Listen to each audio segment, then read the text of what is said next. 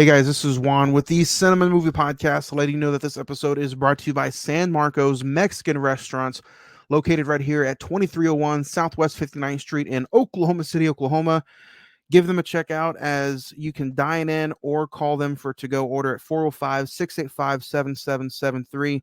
Let Abel know that the Cine-Men Movie Podcast sent you free 10% off your order. And don't forget, Wednesday margaritas, frozen or on the rocks, $5 Margarita Wednesdays every Wednesday at San Marcos Mexican Restaurant.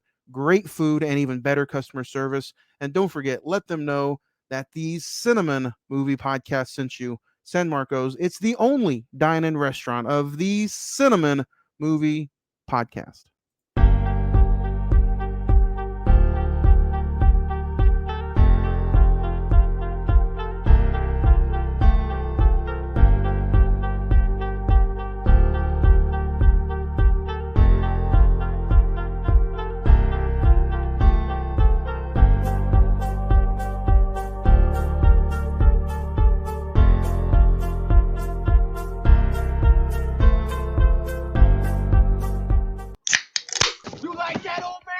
Want a piece of me? Do I feel lucky?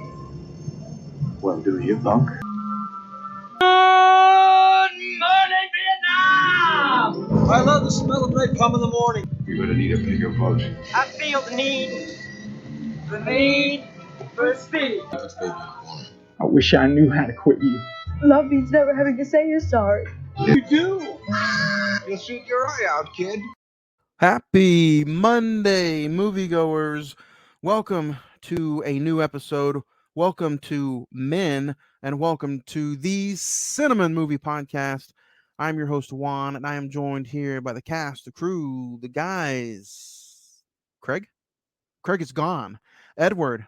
I'm here. I'm just playing. What's up, guys? Out of nowhere, just like an RKO. Edward? Yeah. How's it going, guys? Sorry, I thought that would be funny. It probably wasn't. I completely thought you were gone. No, that's funny. And for everybody out there in podcast land, you can listen and watch. We are live here on Imswa Productions. Guys, as they here on the YouTube channel, over now 800 subscribers on the YouTube channel for Imswa Productions. Wrestling, podcasts, horror movies, the Cine-Men Movie Podcast, fanboys, whatever you guys want. Behind the Mask with Mr. Fuentes, all the content you need right here on this YouTube channel. Brand new content coming out every single day. But Edward, we'll start with you. How's your week been? Man, it's been kind of been a shit shit show show in there. I mean, not necessarily a shit show, just a lot going on. Been all right though. It's been all right. I mean, I'm here, so hey. Craig, what about you? You boomer soonering it up? I've been big chilling. Yeah, Dark in there. Just been. Is it? No, I can turn on the light. No. I feel like my camera is. I'm scared. I'm scared. Setting the mood, man. I'm setting the mood. With a movie like we're talking about today, you have to set the mood. We're talking about Men, the brand new horror movie from A24, recently just came out this past summer. But we're gonna get ready to get into it, guys. Why take any slow More roads? of your time. More of your time. A look back, though, speaking of not taking your time away from you, bonus episodes Thursdays. This past Thursday, we just talked about Under the Silver Lake. Me, Craig, and Edward. You can go back and listen to that episode now on Imsawa Productions or wherever you listen to podcasts at. Kind of a very strange, very strange episode, and strange movie for that matter. So, look at me! I'm still an award from Ed. Oh Hey. man, what a weird word. Ed, stop saying that word. You're making all of us want to say it. What word? Hey, you know. Say it, Ed. No, Moist? go ahead. No, say it. Nah, What's see, the he don't want to word? say it now. He says for that matter like 20,000 times. For that matter. Well, for that matter, I'm going to go ahead and say it once. But you know, it's You know, it's all the explaining. sentence really doesn't make sense when you use for that matter. And for that matter, you're wrong. Okay. It was a great weekend for me. The boys got that dub, even though it was a preseason game. They looked really, really good. Special teams, touchdowns all over the place. Oh, yeah, the Um, special teams look nice. yeah. You know who also looked nice? Mr. Will Greer. I think he's slowly sneaking up to take that backup Second spot. spot. Yeah. Over Ben DiNucci? Is he still there? Ben DiNucci's third string right now. Oh no, he's fourth string. Yeah. So I don't think he's gonna last. I think he'll get booted to the practice squad. But if you guys want to listen to Under the Silver Lake, go back and listen to it wherever you listen to podcasts at. Anchor, Spotify, Podbean, iHeartRadio, Pandora, Amazon Music, TuneIn, Stitcher, and thanks to the Prescribed Films Network, you can also listen to us on Apple Podcasts. So go to www.prescribedfilms.com and check us out there. You can check us out, the Movie Defenders, Attack of the Killer podcast, and a bunch of other great podcasts as well. Social media, very easy to find us on these social media accounts. Facebook.com/The Cine-Men Movie Podcast. The Instagram is all one word, The Cine-Men Movie Podcast. The Twitter is at Cine-Men405, or you can email us. Easiest, fastest way to get a hold of us, CINEMEN921 @gmail.com. And that is how we can contact you, or you can contact us. New top 5 every week, some recent watches and recommendations. We go through it all. Craig, we also go through Rodeo Cinema, and we're going to have a special event this Thursday at Rodeo Cinema. Go ahead and let everybody know what we're going to be doing this Thursday. Yeah, so this Thursday we're going to be doing a Q&A and watching a showing of the movie The Room with, help me with the name again. Greg Sestero. So yeah, we're just this Thursday at 5:30. Doors open up at 5. You guys Okay. can. The movie and the show starts at 7 p.m. So you guys can go in there and check it out. You can meet Greg Sestero and watch The Room for $20. But if you use our code OHIMARK, you get 50% off your ticket purchase. You can get in for $10. That's OHIMARK. And Craig, let everybody know why OHIMARK is the pre-sale code. Because that's like that was the big phrase coming out of the movie The Room. OHIMARK. Oh, hi, Mark. James Franco kind of made it really big in his version of The Room and The Disaster Artist. And it's just when if you go and you've never seen the movie, it's a cult classic. So Yeah, many consider it to be the worst movie of all the times. the times. But at the same time, it is considered a cult classic. There's a big following for it. A lot of people like to watch it. And yeah, so I mean, I think it's going to be a good time, fun time. I've personally never seen The Room. I've seen The Disaster Artist, and they kind of show it at the end clips that it mirrors it pretty well. So I think it's just going to be a cool time to be able to see it for the first time and meet somebody who was in the movie. Yeah, me too. Never seen it as well. Looking forward to it this Thursday. But now, let's get into some movie news.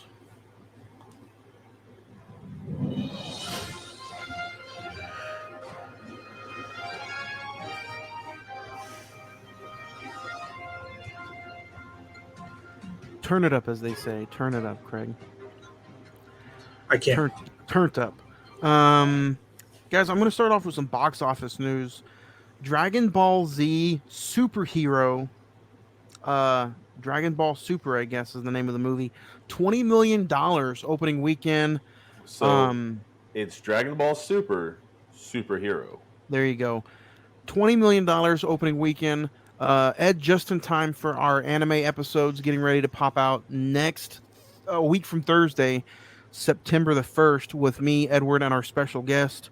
Coming in at number 2 is Beast with $11 million. Number 3, Bullet Train with $8 million. Number 4, guys, is still Top Gun Maverick with $4 million. No, $5.9 million in this past weekend. DC Super Pets, $5.7 million. Thor: Love and Thunder finishes out at $4 million this weekend. It's actually insane. What, the Top Gun news? Yes, that it's still producing. Like, we just talked about. What movie did we talk about last Monday? Bodies, Bodies, Bodies. What did we talk about Thursday? Under the Silver Lake. Under the Silver Lake. It has been out for how long? And it didn't even make that in its entirety. Yeah. Top Gun made that in like week 19 in the box office. Also, guys, Netflix reveals the release date for Knives Out 2, Glass Onion. Comes out this November in very select theaters, also just on Netflix. Do you guys think that's going to take anything away from a Knives Out sequel because of how awesome the first one was? Or are you going to be like, I'm still going to sit at home and check it out? Potentially. I mean, I'm going to be if it's available to watch at home, I'm going to watch it at home. I'm just not. Knives Out was good, but it's not a movie that I deem necessary to see on the biggest screen possible. Thor: Love and Thunder will be on Disney Plus on September the 8th, I believe, the second Thursday of September. Not really a lot of other stuff coming out. Jurassic World gets an extended cut on Blu-ray, 4K, and streaming. So just when I thought that movie couldn't really get any longer, they have a freaking extended cut. I don't even know. I mean, I'm probably gonna check it out. I bought the movie. I don't know why. What do you guys think of House of Dragons? I know that's getting either already aired or it is getting ready to air. It aired last night. Do you think it's too soon with how bad season 8 was of Game of Thrones? Or, I mean, season 8 wasn't necessarily bad. I don't think. Just it left bad taste in people's mouths. Yeah. No, I don't think it's too soon. I think it might be the better thing for it, for that matter. Did you check it out, Ed? I have go for not. that matter again. I did. But I did. We'll talk about it in recent watches. I don't know. Just yeah. Yeah, not really a lot of heavy news coming out. We talked a whole lot about some movie news last week. That we did. So that being said, let's get into. I think we're gonna hold off and we'll talk some CDR. You know, the weather's getting cooler. You might need some. You might need some new headphones. Headphone season is coming in. A lot of people use headphones. Put the beanies on. You can hide them if you're at work or something. Rat bastards. I know, right? CDR Electronics, 1604 West I-240 Service Road, right here in Oklahoma City, Oklahoma. Check them out as CDR serves the OKC metro area with the best value for your electronics, whether it be headphones, tablets, watches, iPhones, computers, desktops, laptops, TVs, video games. And speaking of video games, you can check out and pick up Madden 23 for half the price. You know, why pay $70 for it when you can pay $50 for it? So CDR has always been good to me, and I appreciate everything that you can go pick up from CDR. That is one of the main reasons why the shelf behind me is as girthy as the way it is, thanks to the fine people at CDR. Again, CDR Electronics, 1604 West I-240 Service Road. And if you walk in the door and you look and you still don't buy anything, let them know that the Cine-Men Movie Podcast sent you. So, but guys, let's get into maybe some recent watches and recommendations. Ed, we'll start with you. You check anything new or fun or exciting out? Yeah, man. So Orphan First Kill. Check that out. Did you go to the theater? I don't know. No, I did not. I watched it at home. Of course you did. On damn it, Johnny. I watched it at home. I did, however, go to the theater. Hold on a second. Craig, did you see it? Orphan First Kill? No, I don't care about it. That's in my recent watches. Edward, I thought it was pretty fucking amazing. I thought it was pretty cool. The two twists that I did not see that twist coming. I'm not going to spoil it for anybody out there, but I didn't see the twist where the mom was involved the way she was. I kind of did.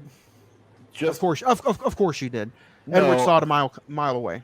no, not very far at all, for that matter. Here we go. I had my suspicions when the one line is uttered. As well as when the one boy, says his line as well. What's the line? You're not going to spoil the movie when he says the line.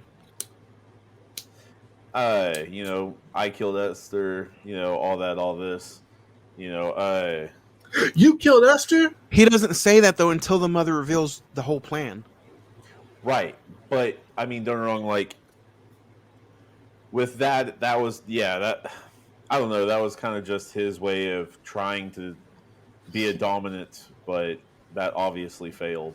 I've never seen the first one, and I'm like, you know what? What? I didn't. Yeah, I know, right?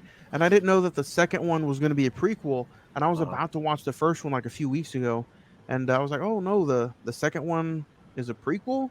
So I'm just going to wait and watch it after that. So not knowing anything about the first Orphan movie, I really did enjoy how this one set up the actual first one.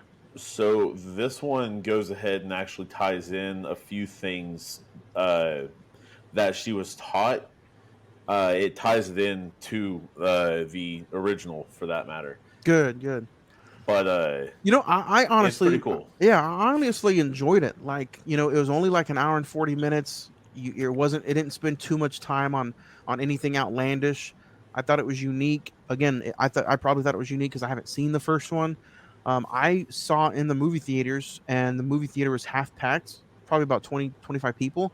And with that being a Paramount Plus movie, I was like, wow, I'm surprised that I'm glad that many people went out to go see it. I would honestly, I think I gave it a 7. I enjoyed it for what it was.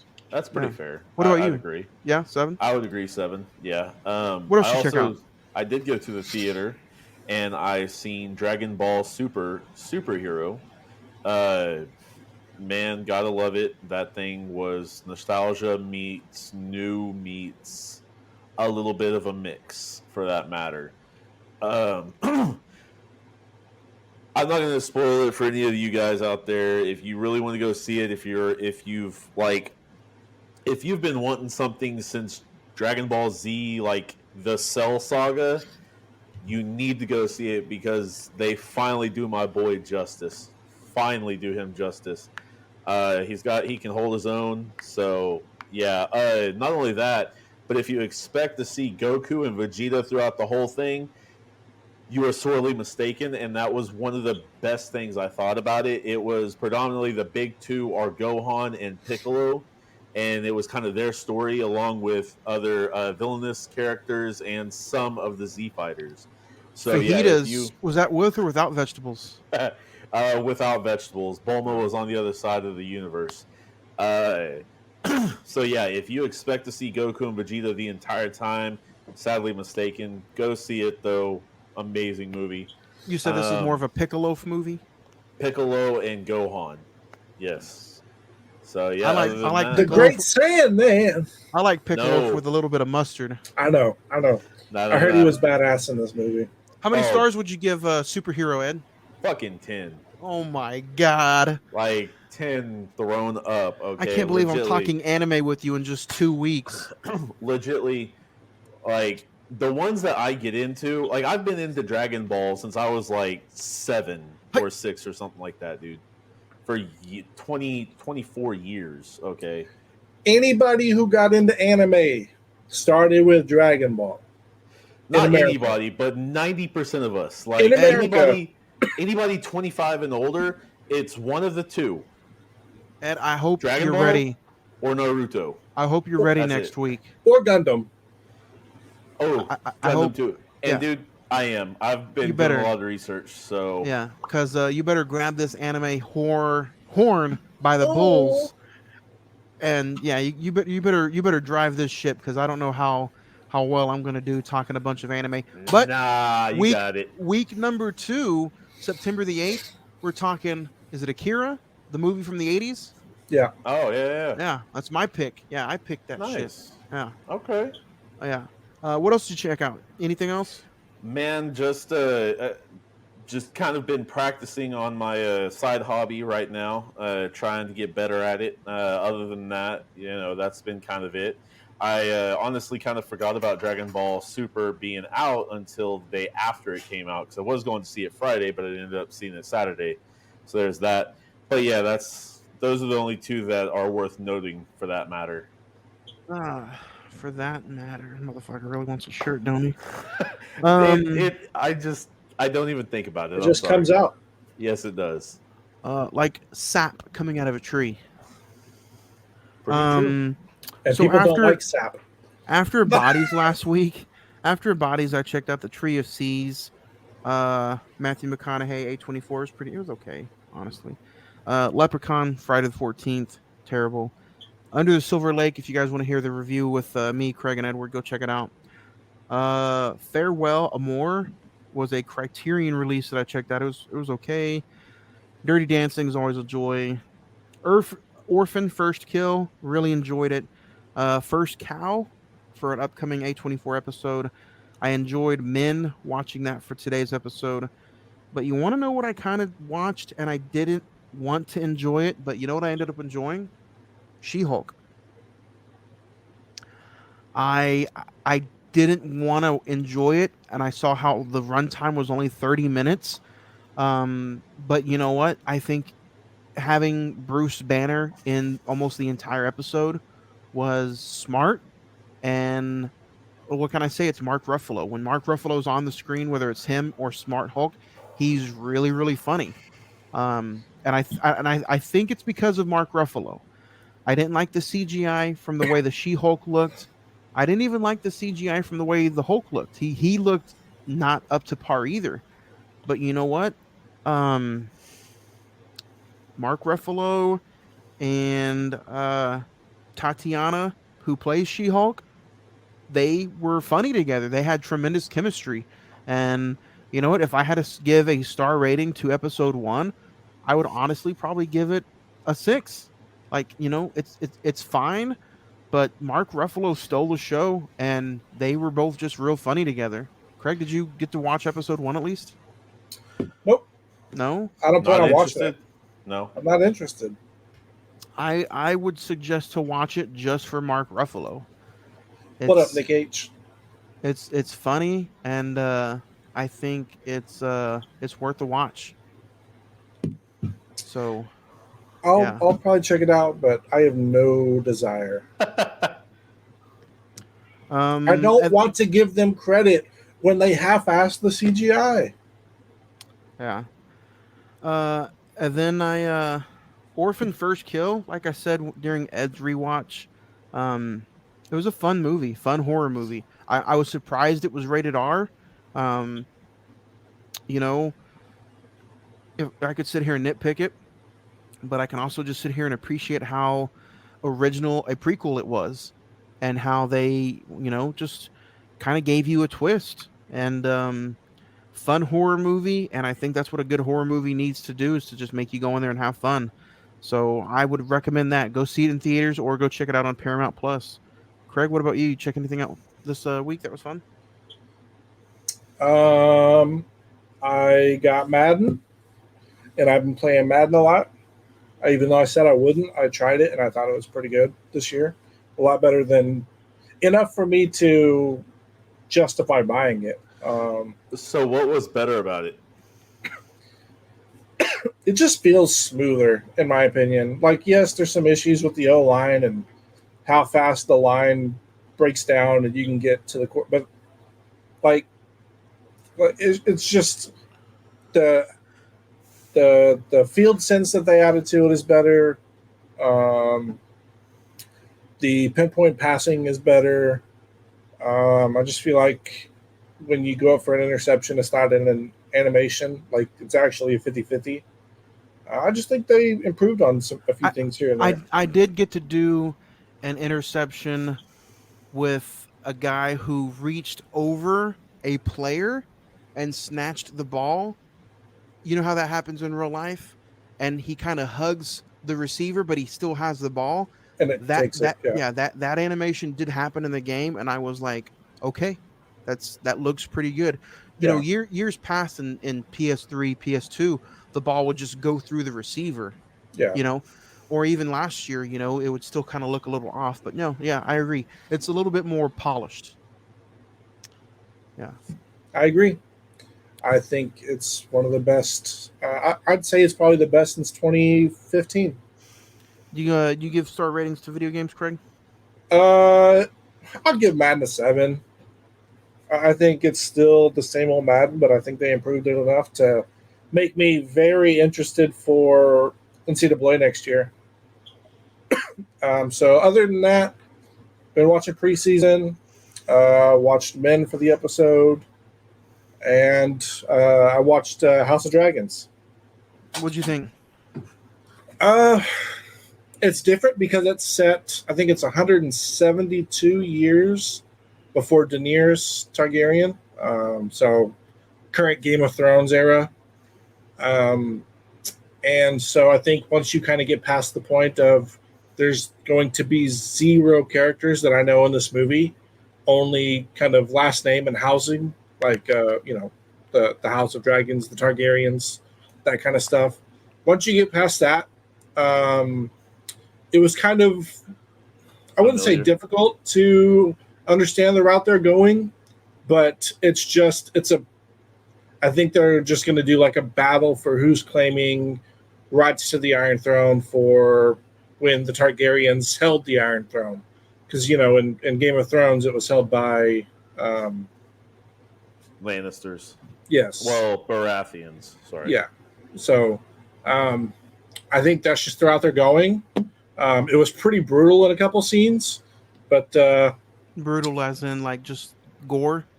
Like, yeah, they're like beating the shit out of this dude's arm, and then it finally breaks off. Like, they break it first, and then they cut it off. And then it shows like a pile. Yeah, it's pretty brutal, but it's about an hour, 10-minute watch, I think. Golly. Per episode.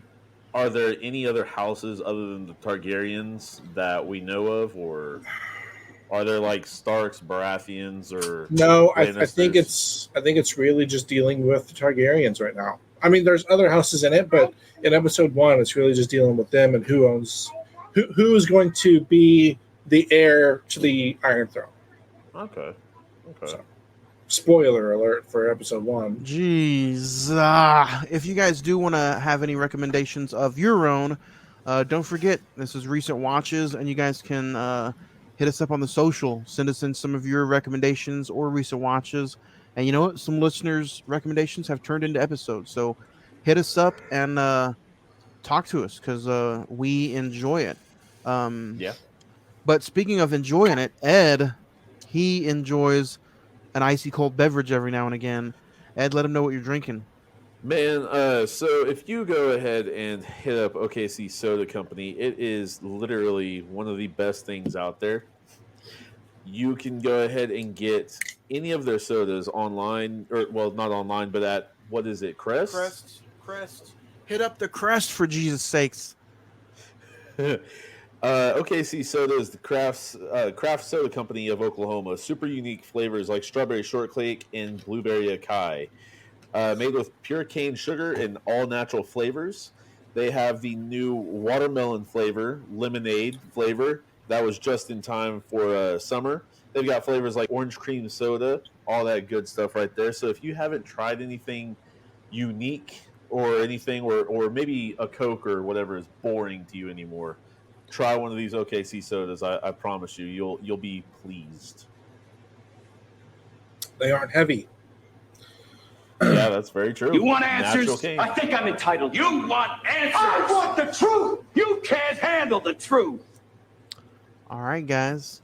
It is time for the truth. Some truth facts about the episode that we're talking about here today. Men. Should be pretty interesting. Truth is, it's disturbing. Alex Garland's third feature film that he has directed. Sonia Mizuno has acted in all of them. Though just a voice performer in this film, that one spoiler. Actors Jesse Buckley and Gail Rankin have both previously portrayed Queen Victoria in Doolittle 2020 and The Greatest Showman 2017, respectively. Man, a lot of these are spoilers. But the plastic mask of a blonde woman that the young Jeffrey wears clearly symbolizes the lack of women in the town and obsession with femininity. The rest of these are spoilers, but I'm going to say this last one and then we'll move on because the rest of them are pretty heavily in spoilers. Prior to the reveal that the men in the village are all the same oh no, that's just too thick. Spoiler. Too thick on the spoilage. Too girthy on the spoilage. So again, with this movie being brand new, we will go back to maybe some of the truth a little later on down. We'll probably mention some of it in the actual review. We But should yeah, do that. yeah. But guys, it's time. And it is time to get ready to talk about Red and Blues Pizza. Red and Blues Pizza not only sponsors the show, but they are a heavy favorite of the top 5. Red and Blues Pizza, 405-602-2838, located right here at 4500 South May Avenue in Oklahoma City, Oklahoma. They're open Monday through Sunday, 10 a.m. to 10 p.m. Red and Blues Pizza. They have amazing pizza, great deals. They also have cheese bread, sandwiches, wings, gyros. They just now introduced cheeseburgers. They also have cinnamon sticks. So go check them out. Like I said, they are the main sponsor and the only sponsor for the top 5. They have proclaimed that this is their segment. So the top 5 is sponsored by Red and Blues Pizza. As you can go in there and order a top 5 of your own and get whatever 5 toppings that you would like on your pizza. So check them out, Red and Blues Pizza, located right here in Oklahoma City. But speaking of the top 5, let's dig into it.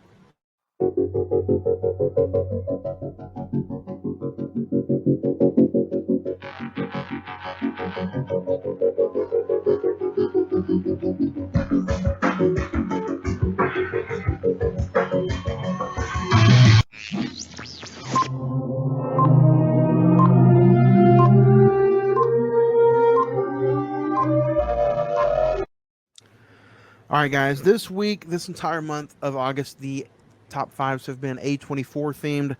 This week, we are talking our top 5 A24 men characters. So a few weeks ago, we talked about our top 5 A24 female characters. This week, because we're talking about men, we're talking about our top 5 male A24 characters. So before we get started, does anybody have any honorable mentions? No. I'm going to rapid fire through mine. Craig, do you have any? Yeah, I got a few. I'll go first. Juan from Moonlight. Mahershala Ali. He's only in it for a little bit, but that's why he's an honorable mention. Adam, played by Jake Gyllenhaal from Enemy. And then my official honorable mention is going to be Gawain from The Green Knight. Craig, what about you? My 2 are Andrew Garfield and James Franco. Number 5. 5. Number 5 for me is going to be Robert Pattinson. But what movie you say? Robert Pattinson plays Connie in Good Time.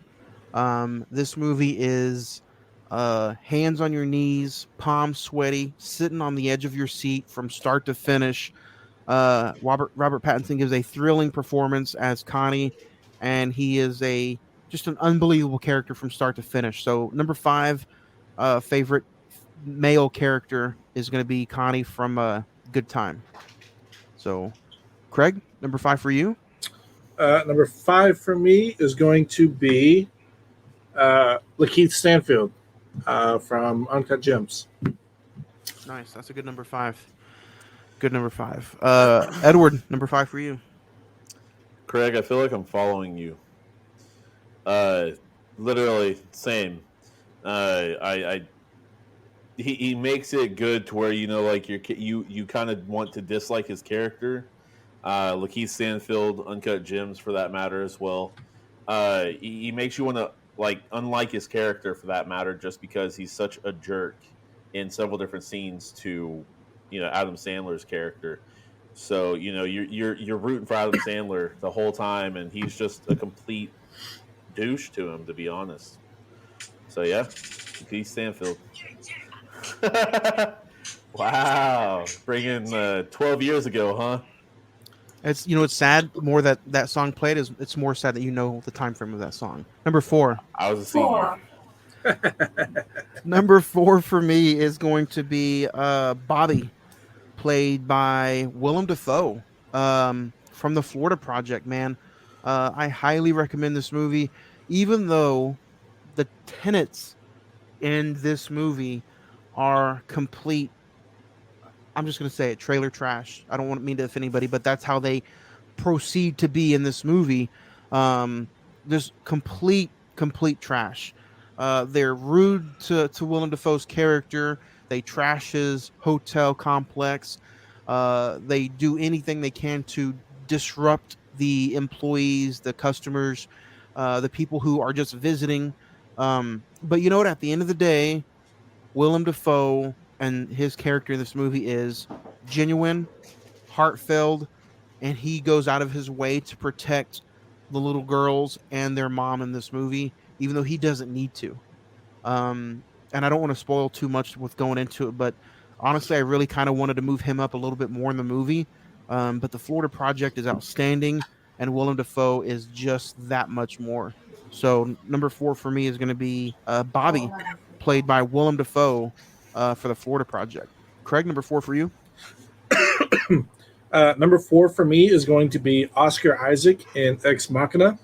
He plays the character Nathan, who is, from what I can recall, he's a programmer, just a guy, a big entrepreneur, programs things.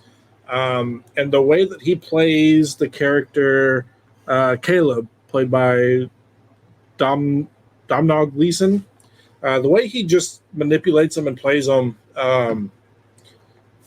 like Oscar, like we were all kind of stunned with Oscar Isaac's performance in Moon Knight, how he just flips the switch. He got it from that. He flips the switch like it's nothing in that movie, and it's just a damn good role and film. So, Edward, number 4 for you, sir. Number 4 for me, I am going to go ahead and choose. Oh, hi, Mark, from Midsommar. Will Poulter. Will Poulter. Yeah, he played Mark in Midsommar. Okay. Yeah. He's just an ass, wanting to steal someone else's subject matter for their paper, wanting to go ahead and just desecrate, maybe unknowingly, but desecrate religious or sacred religious things from this village. So I mean, yeah, dude's an asshole, and He gets he gets what's his though. I was about to say, I was literally about to say that exact same phrase. So yeah, you guys are getting paid.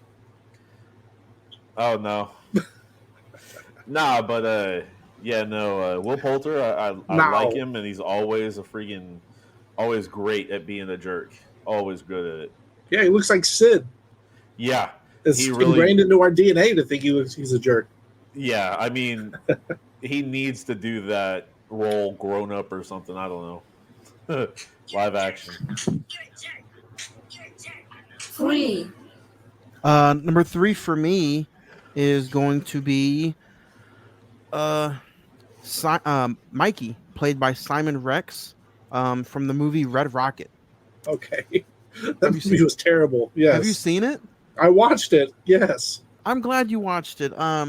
But you know what? Even though the movie was not really up to par, I have to put him in this because of how outlandish and insanely good he played a piece of shit guy.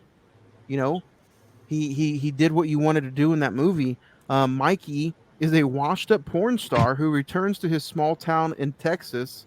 Um, Not that anybody really wants him back, and He shows up out of nowhere to that first lady's house, and she's like, "What the hell are you doing here?"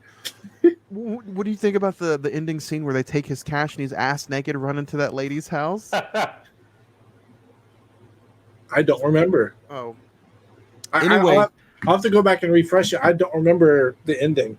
Even though the movie is 2 hours and 10 minutes, it's 20 minutes longer than it should be. Like honestly, me and Craig say it's not really the best A24 movie, but his performance, man, is just, you know what? It makes me remember that movie, and it makes that movie kind of just it hits you in the feels, even though he's a fuck up and he's taking advantage of everybody he comes across. The actor, Simon. Cal? No, Simon. Rex. Simon Rex just really makes Mikey stand out as a character. That's a piece of shit. Yeah. So I got to give him props. He's in a rap group with who is the short kid that was on MTV? I know who you're talking about. The one who was on was he on Punk'd? Yeah. Yeah. I know who you're talking about. I don't know his name, but I know who you're talking about. Yeah, he's in a rap group with them called I'll have to look it up. I can't remember. It's a funny ass group though. They don't do it anymore. But that's my number 3, Mikey from Red Rocket. Craig, who's your number 3? My number 3 is Adam Sandler from Uncut Gems. Steps out from his norm and completely nails the just kind of Boston jeweler, gambler, just kind of, I don't know. It's just he nails the role. It's really good. He steps out from really anything that he's ever done, and it's just a good role. So it's my number 3. Good role, Edward. Number 3 for you, sir. Number 3 for me, I'm going to go with Stephen Yeun, and I am going to go ahead and have him as Jacob from Minari. Yes. Minari. Don't get me wrong, this is a little bit biased, but at the same time, I thought he was wonderful in it. He's been one of my guys since, Walking Dead, of course. That's where I was introduced to him. But ever since then, like almost anything he comes into or is acting in or whatever, I want to watch. Literally, for me, Walking Dead, when he got killed, it was over for me. Like I was good. So literally to see him branch out and do these movies and all that like this, and like Nope and different things like that he's done over these years, I've loved it, and I can't wait to see him in more. Ed was like, Ricky! Oh shit. 2. Yeah. Johnny, what's your number 2? Man, I heard somebody say the word bias earlier. My number 2 is Adam Sandler from Uncut Gems. It's Adam Sandler in real life turned all the way up, including a little, maybe a little gambling addiction there. But I just believe that Adam Sandler is the GOAT when it comes compared to being an actor. You know what? Yeah, he can create a funny, sleazy comedy, but then he can do stuff like Hustle, and then he can do stuff like Uncut Gems. And I really believe deep down, he is one of the greatest pure actors that is living inside of a teenager's body, because he can put it together, dude. He can really just go. Uncut Gems proves it. It's a movie, put out by the Safdie brothers, just like Good Time. So, I'm being a little biased here, but Adam Sandler for being Howard is my number 2, man. Great movie. I could watch it from start to finish multiple times a day. I want to pause for a quick second. I found that rap group you're talking about. It's Three Loco, and it's with Andy Milonakis. Milonakis, yeah. Sorry. We are farmers. Yeah, they have a little. Yeah. Oh my god. I listened to all their songs. My number 2 is going to be what? Number 2 for you, sir. No, number 2 for me is going to be Willem Dafoe from The Lighthouse. Dude, just He kills it. he kills it. The lingo, the way that he acts for the time period that the movie's set in. The movie's black and white, so it really takes you have to go to another level to help make the movie feel fuller. It's also shot in, what was it, 4x3, 3x4? Yeah. The old style box set TV things. The 4x3, isn't that like a breakfast thing at Denny's? Yeah. So he just had to take it up a notch to like Emerald Lagasse. Bam, kick it up a notch. He knocked it out of the park too with that performance. He did. And you didn't have to see his dick. So whoa. Number 2 for you, Eduardo. Number 2 for me, I'm going to go ahead and go similar, but not truly similar. I'm going to go ahead and go with Robert Pattinson. Good Time. I don't know. Robert Pattinson has grown on me in the past 5 years, 3 years, somewhere in there. And literally, I'm not afraid or ashamed to admit, a year and a half, 2 years ago, I was like, dude, I don't know about him being the Batman. But, the Batman, he proved your ass wrong. No, 100%. I'm not afraid or ashamed to admit that at all. I am proud to have been. Oh, yeah. But nah, man. The broadness, just the aspect ratio that he has now, his range is ridiculous. So I mean, honestly, to know that he came from a Harry Potter and Twilight, as in mainstream for that matter, and then he's been just going ever since and growing ever since as well. That's a huge thing, and I'm happy that he proved me wrong. I am purely happy with that Batman as well as him in Good Time. It was strange, but it was cool at the same time. And then, Lighthouse, he was opposite Willem Dafoe for that matter, so that's another one in his cap, and Good Time and Lighthouse are both A24, so there's that. Number 1. Number 1 for me, I didn't put 2 and 2 together. This kind of just happened. So even though it's his year, it's just a coincidence. Number 1 is going to be Denzel, as he plays Macbeth from the tragedy Macbeth. The movie itself is a little hard to watch, just because of the lingo that they use, and it's black and white. But dude, it's Denzel doing Shakespeare, and he just is the greatest of all time. I don't think you cannot put him in this conversation or this character. I did look at this list as what 5 characters entertained me, but then I did have to put, okay, what kind of movie would this be if the character and the actor did not play the character? So the actor did kind of come into play a little bit for me. Denzel, man, he's on a whole nother level. The dude's getting a whole month dedicated to him this year. The entire year has been dedicated to him this year. And then he's going to have an entire episode dedicated to the guy this year. So I won't spend too much time on it. Number 1, Denzel Washington for playing Macbeth, tragedy Macbeth. Number 1 for me. Craig? I feel like that's cheating because he was in one A24 film, and I mean, one's enough though. Yeah, the movie was good. Not to me, but it was accepted well amongst people. Yes, it's Denzel, but I feel like that's cheating, dude. Yeah, you can put him number 1. I'm gonna go Robert Pattinson, just because of, and I agree with you. His range is undeniable. He is able to. He fits the A24 narrative. He goes toe to toe with Willem Dafoe in The Lighthouse. He is able to command a screen by himself on not High Life. Good Time. Yeah, no, I was High Life. I still haven't seen Good Time, but Johnny highly recommends it. Before A24 month ends next week. Relax, dude. Relax. I got it. It's on my list. Next week is the final A24 month. You have to. I will watch it tonight. All right.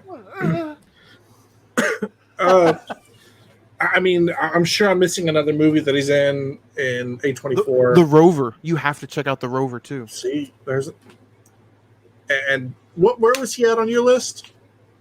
Mine? Yeah. He was not on my list.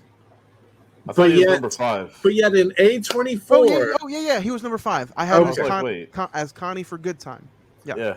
So see, but in A24, he's in arguably the most number of movies compared to everyone else. He is. He plays a huge range, going from High Life to The Lighthouse to what I suppose is incredible and Good Times. So it's like, my man's got to be number 1. So yeah, that's my number 1. He's great. Edward, finish us all off. What's number 1?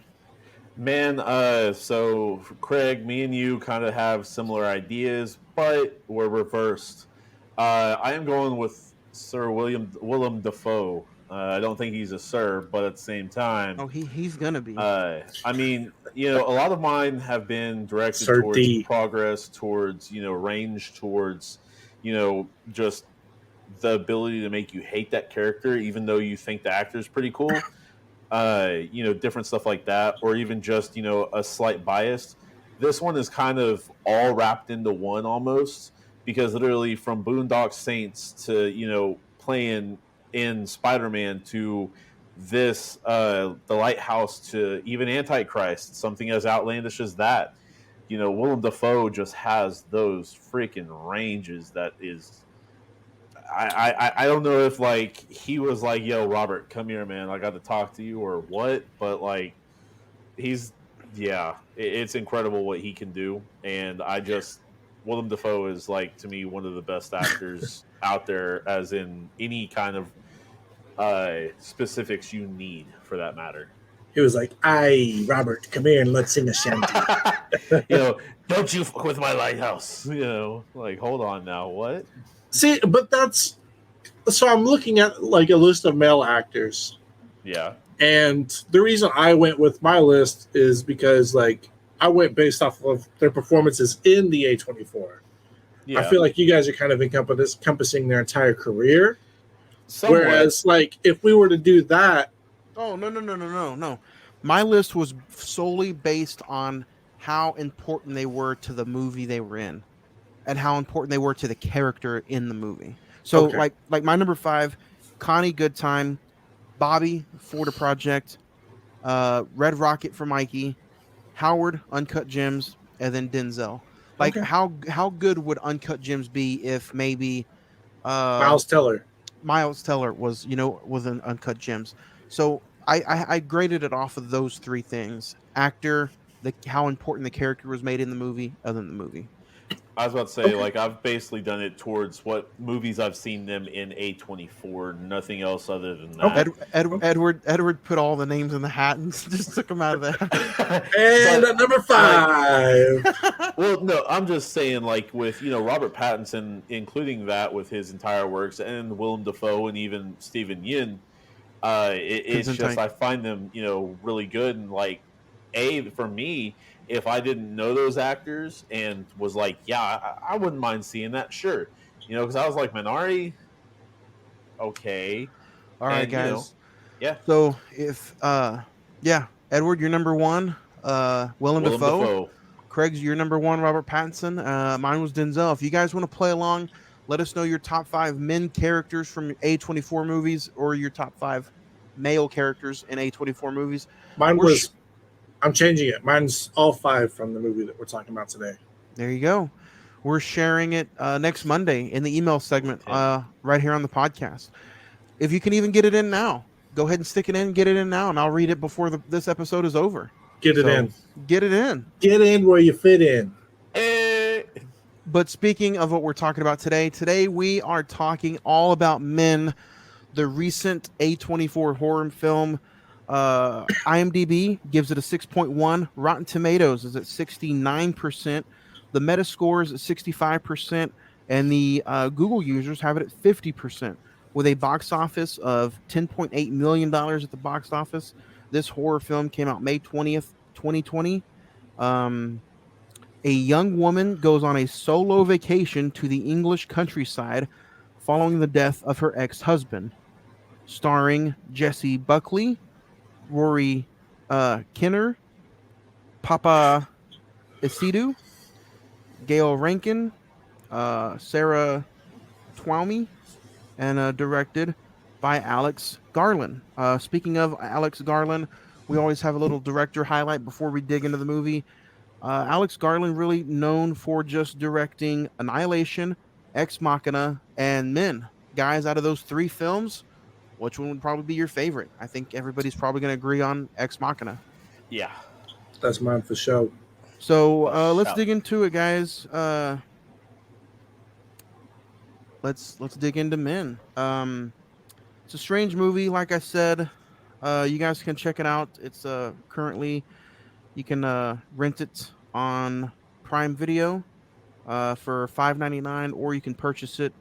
I'll read it again. A young woman goes on a solo vacation to the English countryside following the death of her ex-husband. First time versus now, guys. I think this was the first time for all of us to watch it, even though it's been out since May. So in a few short words, as soon as the film was over, Ed, what was your thought? Makes Under the Silver Lake look tame. This is creepy. This is creepy. Craig? Under the Silver Lake was just a little stalkerish. I have two kind of small sentences.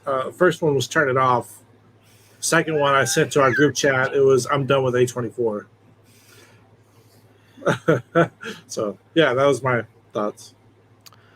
My instant word as soon as this was over was how. How what? How. And why? You know how. You know why he's asking how. Yeah, like how. Again, I don't know maybe necessarily if it was good or bad.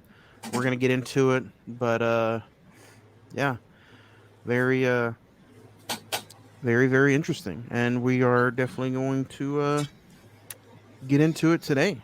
So let's get ready to go ahead and talk about Men.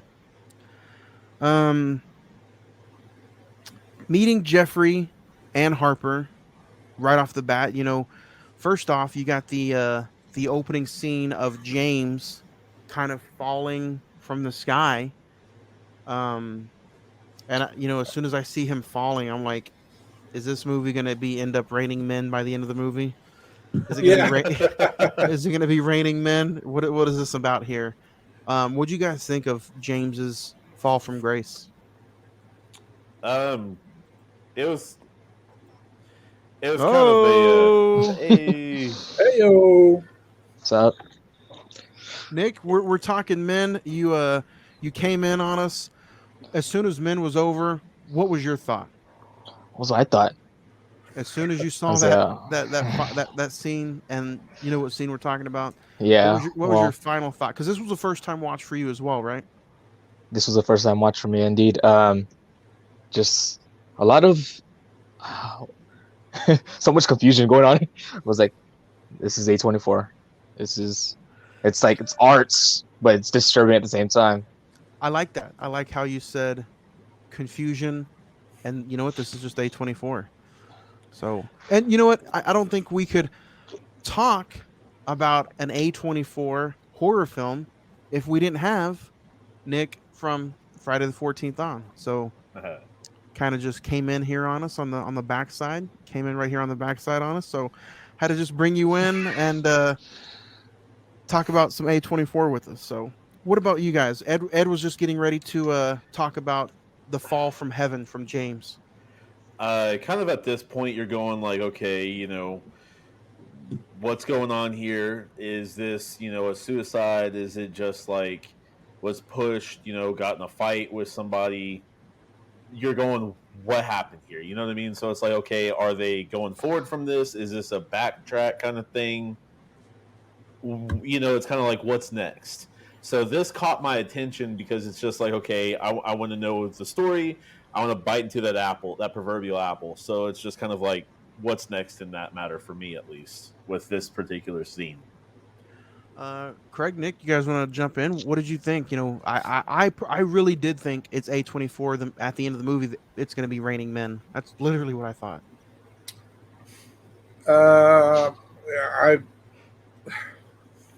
I honestly had no clue. I was just like, what the hell's going on?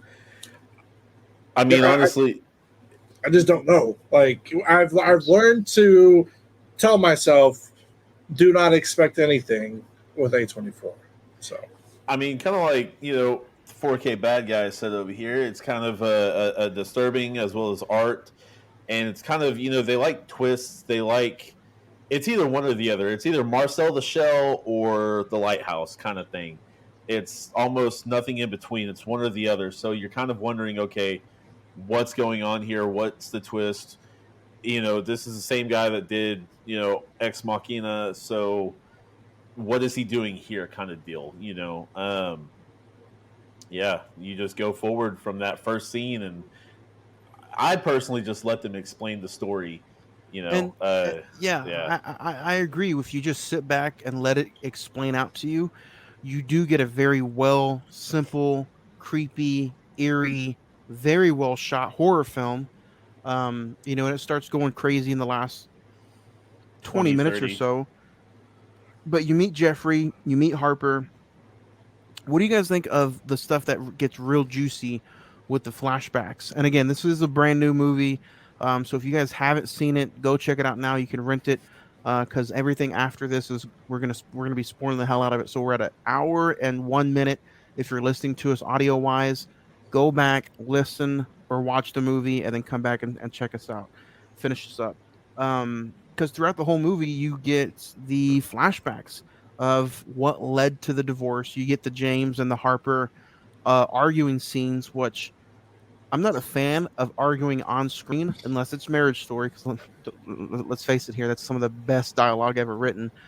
But it worked very, very well in this movie. James and Harper arguing throughout the whole movie to get to have when they're done, he punches the hell out of her and it gets physical. What did you guys think? Did you like the flashbacks of the arguing? Craig, we can start with you, and then we'll go down to Nick. I mean, it's so. I mean, you see, obviously, you see him falling from the sky at the beginning of the movie, and then you see that when they start the flashbacks, they're talking, they're arguing. She has a bloody nose, so like some shit's going on. They had issues, and I think it does a good mix of adding the past to the now, because you understand why she's on her own. You understand why she moved to this place to be secluded. And so it's a nice mixture between the two, and it doesn't, the flashbacks don't hinder the story. If anything, it kind of accelerates it and pushes it forward, because you're getting two stories at once, and they're colliding. You're figuring out the main plot of the story as well as the flashbacks all kind of in the same timeline, and so I think it's set up pretty well. You're peeling back that onion every time.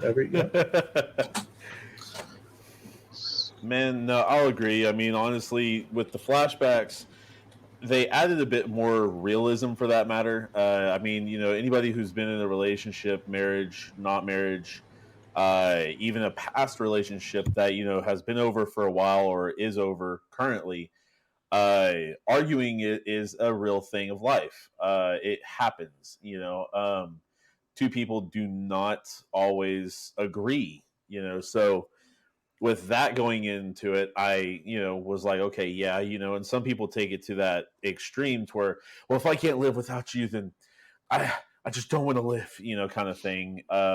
That's relationship status 101 by Edward right here, guys.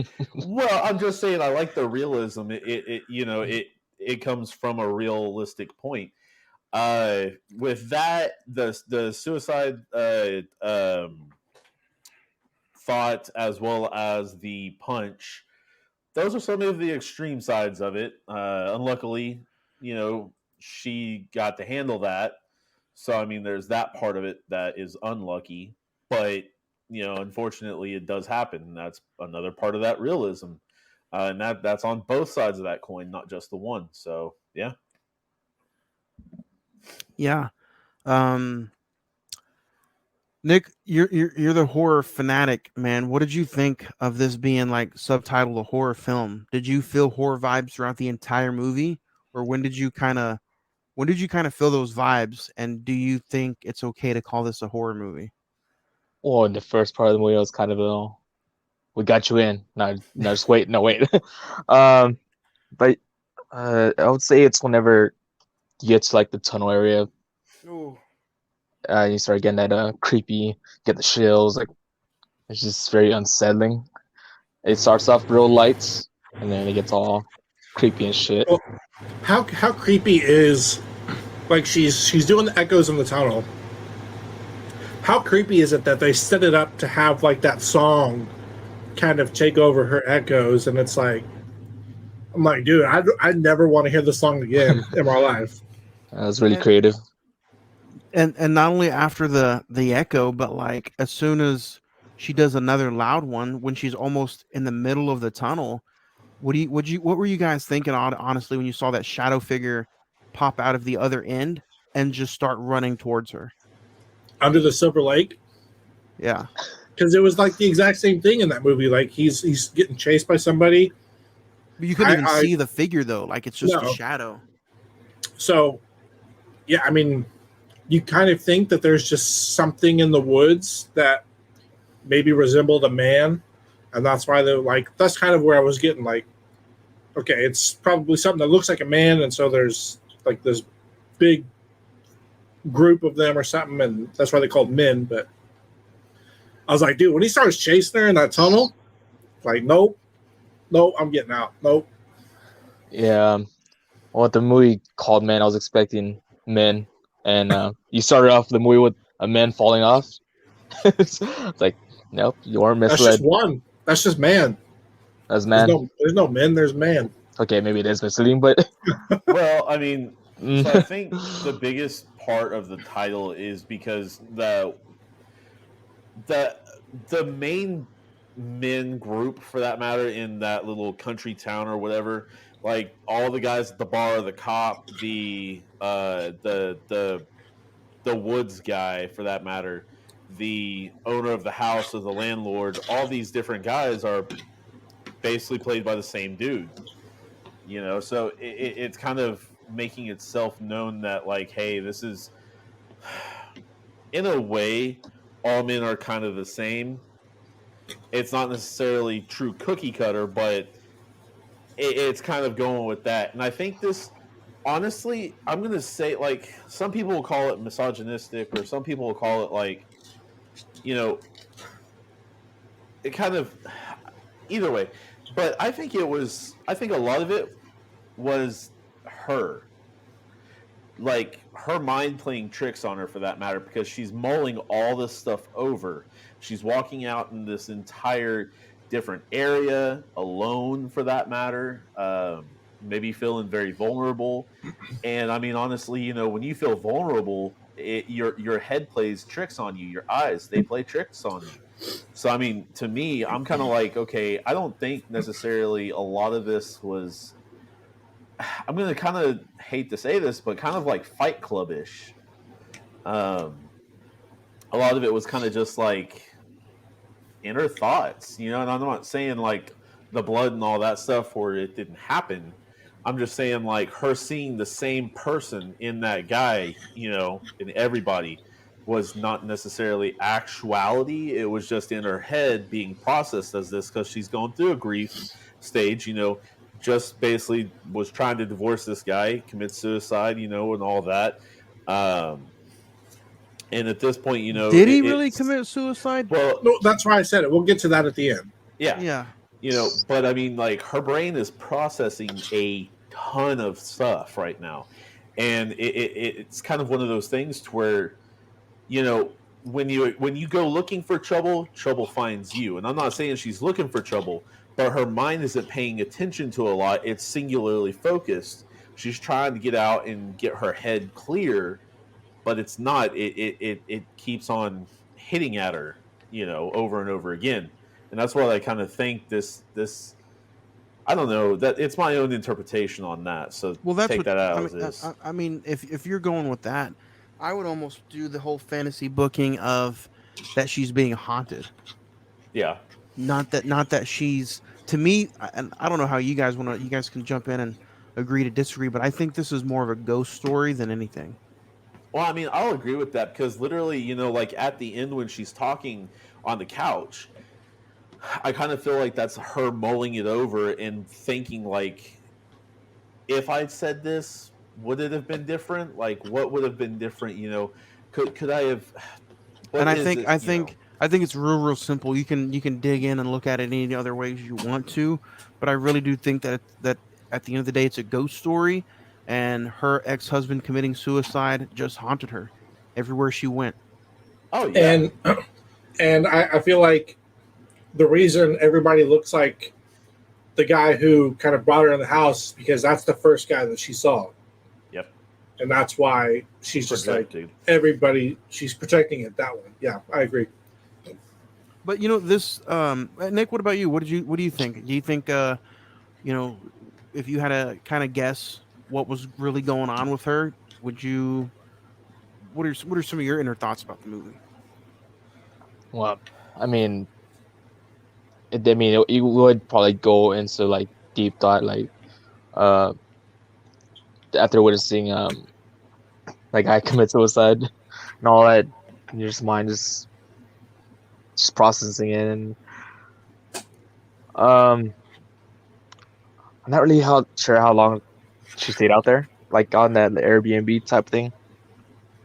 It could have been 2 days, or I don't truly know the actual time frame. But I mean, I don't think it ever truly says the time frame, but I don't think it was that long. I wouldn't even say. I would say less than a week for sure. Within the week, yeah. Yeah. Probably. Like maybe 4 days. But so I mean, she sees after she's running through the tunnel, she sees you see the dude standing there, butt ass naked, and she takes the picture of him. Were you just kind of like, okay, this is going to be like a guy in a raincoat type thing?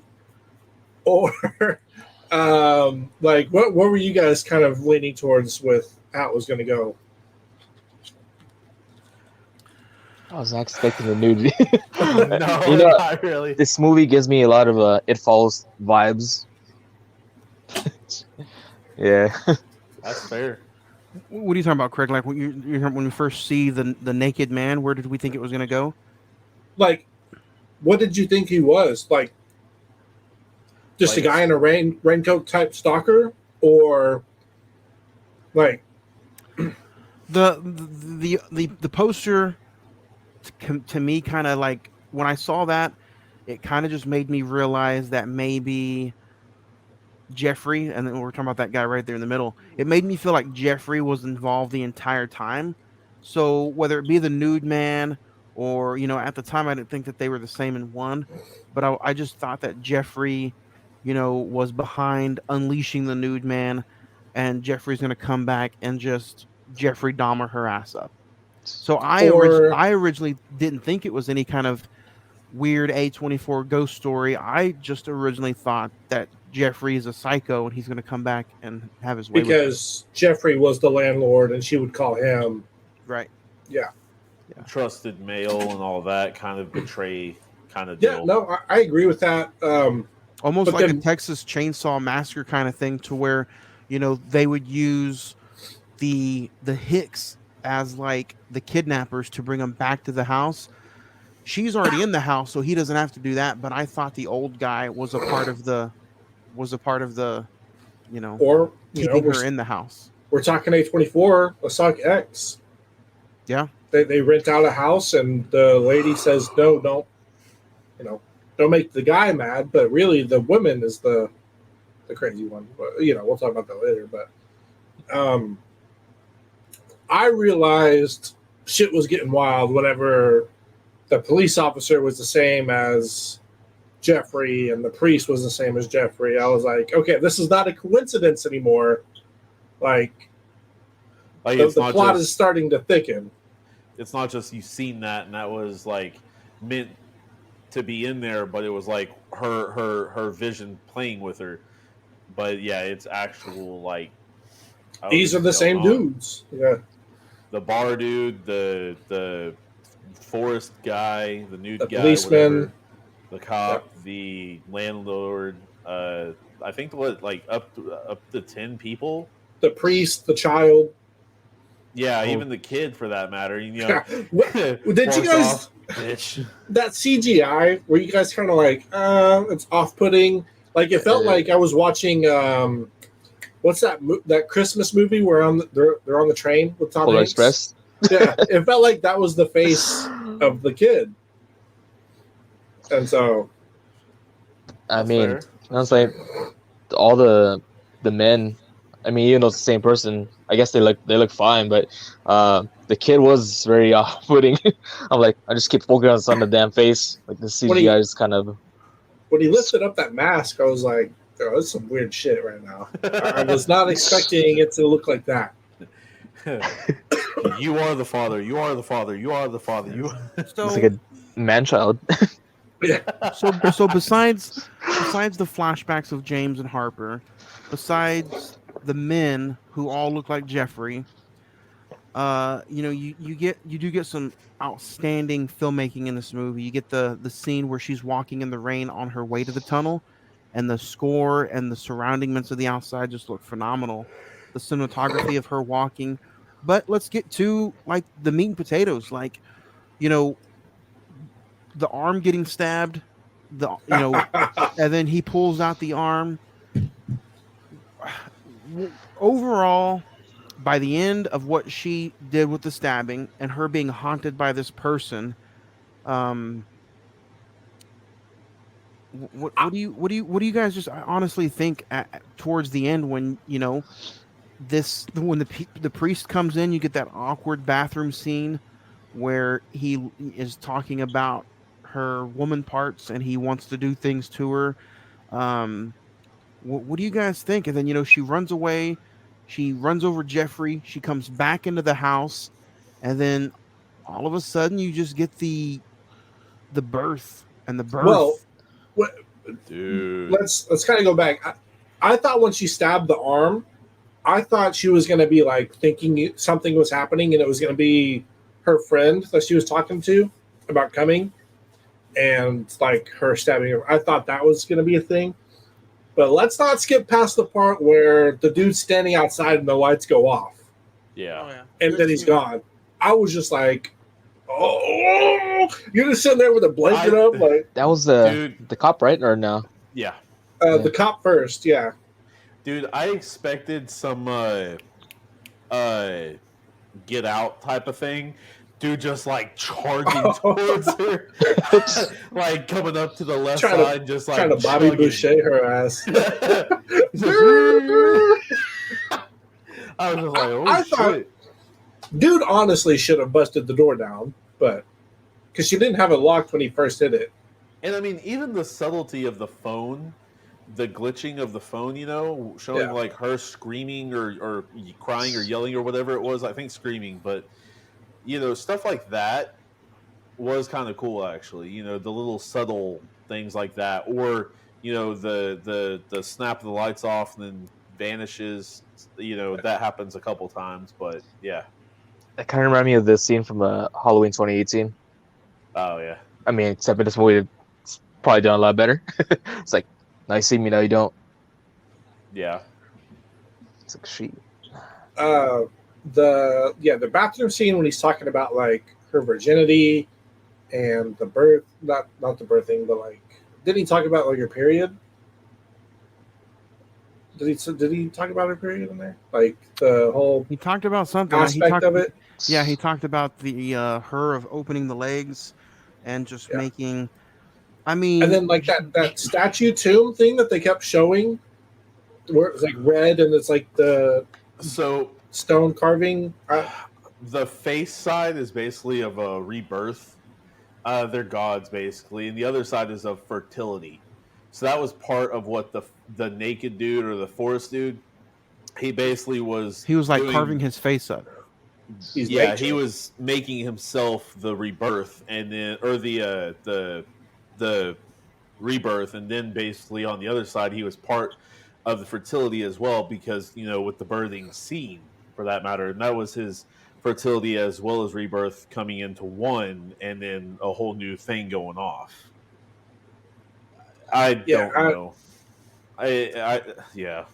I'm trying to figure out what kind of drugs they'd be doing before they make these movies, because, like, I've never personally sat there and was like, I'm gonna have a dude birth another dude, who's gonna then birth another dude, who's then gonna open up his mouth and birth a dude through his mouth. Like, I've never.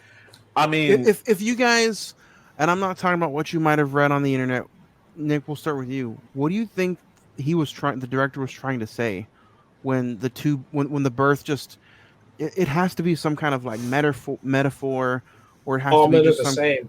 Yeah, exactly. Like, essentially. Exactly. And I didn't read anything about this. I was wanting to, but like, I'm just kind of done with this movie at this point. But I think like she's seeing everybody look the same as the same guy. He's birthing over and over the same guy. And so I'm wanting to think like if we're going Ed's route of her kind of imagining everybody this way in her head, like it's just her thinking like all guys are the same. All guys are going to cheat. All guys are going to do one or the other. They're going to hit. They're going to cuss. They're going to, I'm never going to find a guy who's going to treat me right. They're all going to be evil. Basically. And that's kind of what I was, yeah. But I would like to know what his point was, because I hope it's like something not what I'm thinking. Does this sound bad if I'm like, I could maybe see that if it was a female director? It does in a way, just I know that like, sounds bad for me, but like I was also thinking maybe he's trying to make it a point with like all men are created equal. You end up making your own choices. So yeah, all men are created and come out equal, but one could end up being a douche police officer. One could end up being a guy who commits suicide. One could end up being a guy who owns the house that wants to make sure that you're comfortable in his Airbnb. One could be a dirty priest that doesn't deserve his job. That's, this movie is just so much that you can just open and just pick your dissect poison. it the way you want. Yeah, exactly. Well, there's plenty of openings. Oh, there is plenty of. Oh my god! I thought it was gonna be like a like, couple of times, but like I didn't want to rewind, but I was like, hold on, I missed something, because there's no way that I went back 10 seconds and I was like, got it. I know exactly where we are right now. I don't need to see much more than that. Then you say you're gonna pause it. It's like, No. oh, don't need to see that. Zoom in. Was that CGI, or how did they get that guy inside that other guy? Is that how it works? No. They should show this in sex ed. No, they should not. Oh. Okay, look, Well, man, I think you're confused about your stuff Nope. here. Leave it alone. That's a subject we should not touch. Hold on a second, though. No. With that subject, hold on. With that subject being brought up from the great and powerful Wizard of Ed, do you think that is a subliminal message that's in the movie about the director thinks about anything like that? Subliminally, yeah. Because I mean, don't get me wrong, like you have, or is this one of those that if it's okay that we find science in a way that certain things can be like brought back from life. I'm not talking some Jurassic Park shit, but maybe the director's trying to say that it's okay for a way for some way that a male can give birth. I'm just saying anything's possible. I think you're kind of really going off on a tangent and off on a separate path. Not Jurassic Park shit either. Life finds a way, my friend. you know, I mean, yeah, it does, but It's fucking you good. know, I'll go in Malcolm on your ass right now.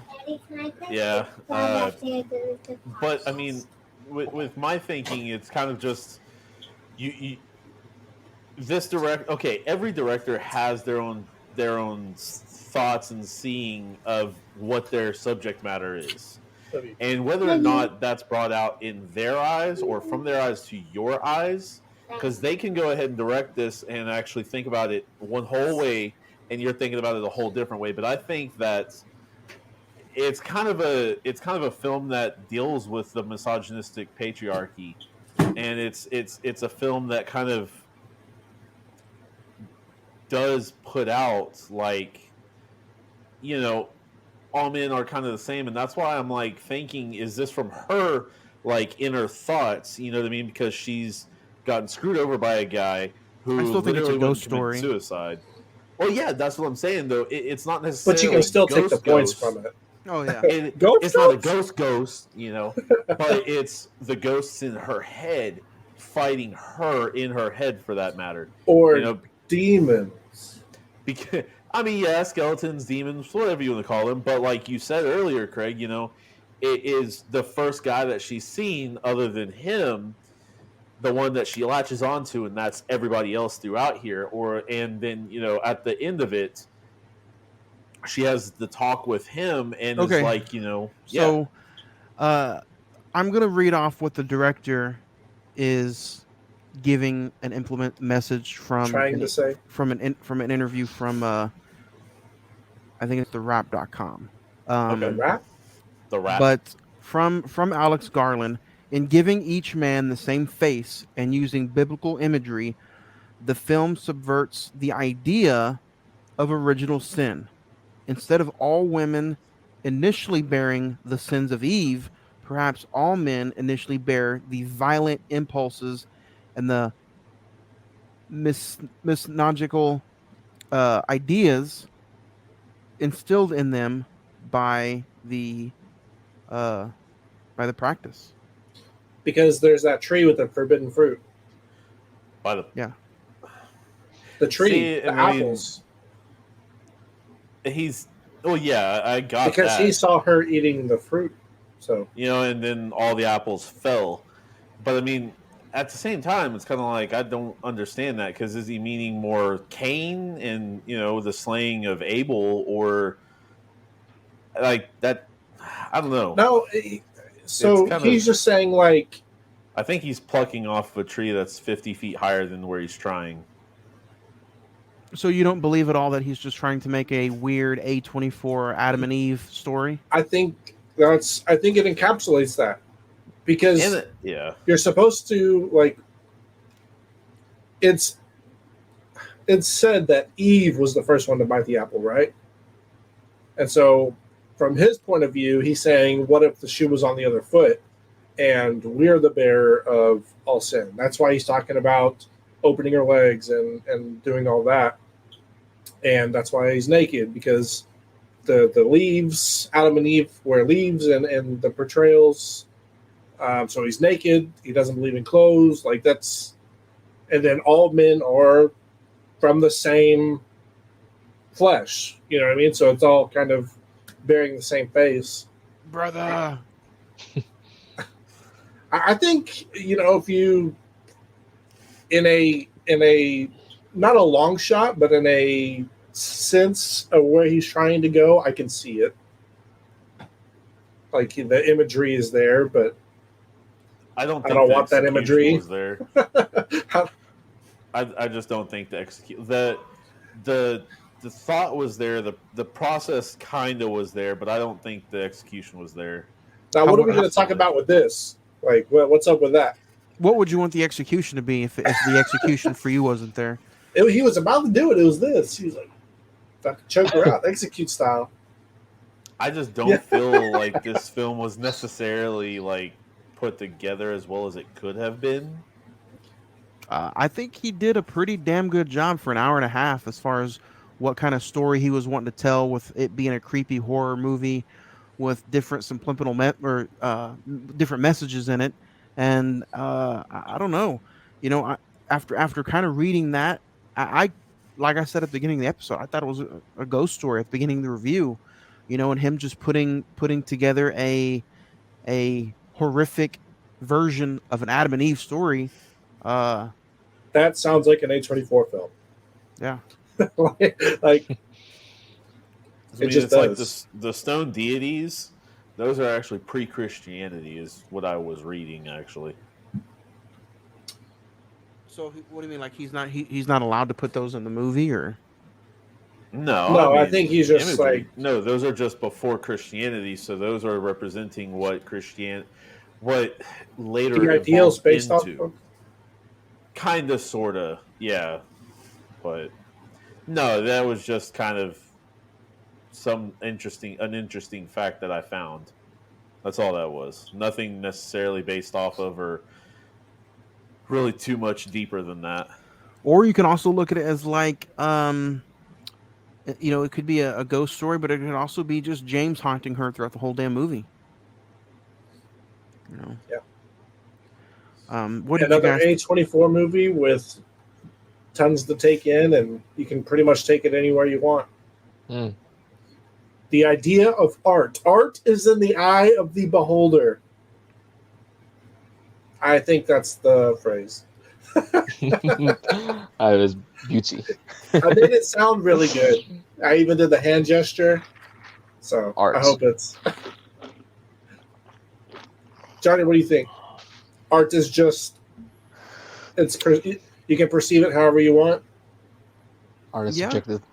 Subjective, Art is subjective, and I think when you have something this insane and this much almost kind of idea behind it, like I said, and it's not like he threw together just some random actors and actresses and told them to try to do anything.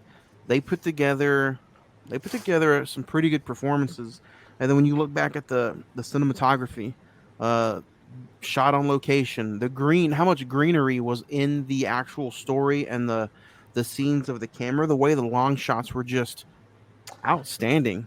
There wasn't much greenery in my eyes, Do we know what the dandelion things were about? Like planting the seed of something, or Basically, just rebirth of that. A lot of this visual subliminals were about rebirthing, for that matter. A lot of it was, and that kind of was just, like you said, part of the seed. I'm still trying to. I don't know what to do. Trippy. Now imagine combining this with High Life, Johnny. Oh my god! Like that's how you birth up in the. Yeah, High Life was pretty strange. There was no box in this movie though. No box, not yet anyway. What about favorite scenes? You guys want to get into maybe some of your favorite scenes? Nick, we'll start with you. Do you have a favorite scene or two? Favorite scene or two? I really did enjoy that tunnel scene. Just that's how they start out the creepiness of the movie. I thought the scene where one of the men puts his hand through the little envelope slot area.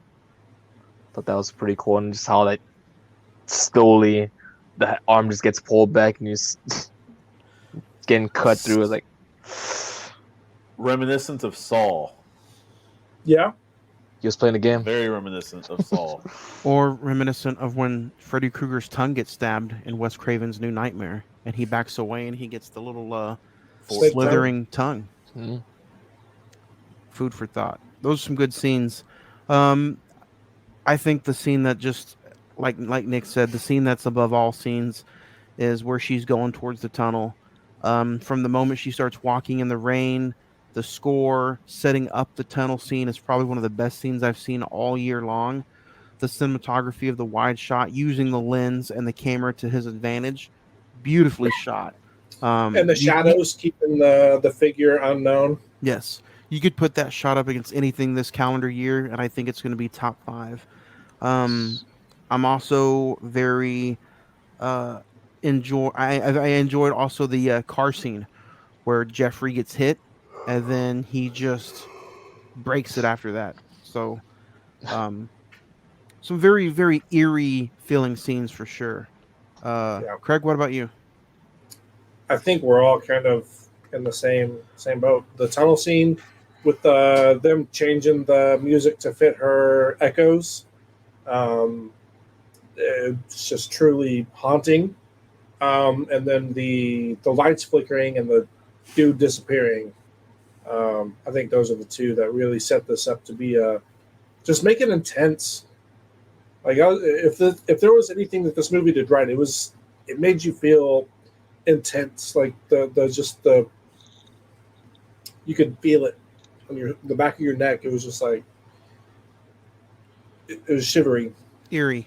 Yeah. Edward, favorite scene, or you kind of agree? I mean, with Nick, the second one he said with the knife, from the popping up and running in, to the knife going out, for that matter. Uh, that one was good, as well as some of the imagery.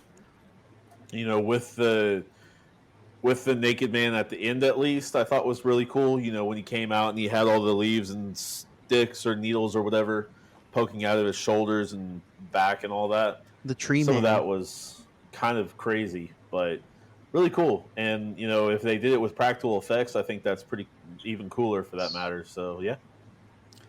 All right, guys. Star rating 1 through 10. Edward, we'll start with you. How many stars do you give Men? Might be looked at wrongly for this, but a 5. It was not my cup of tea at all, man. It wasn't. Nick, star rating.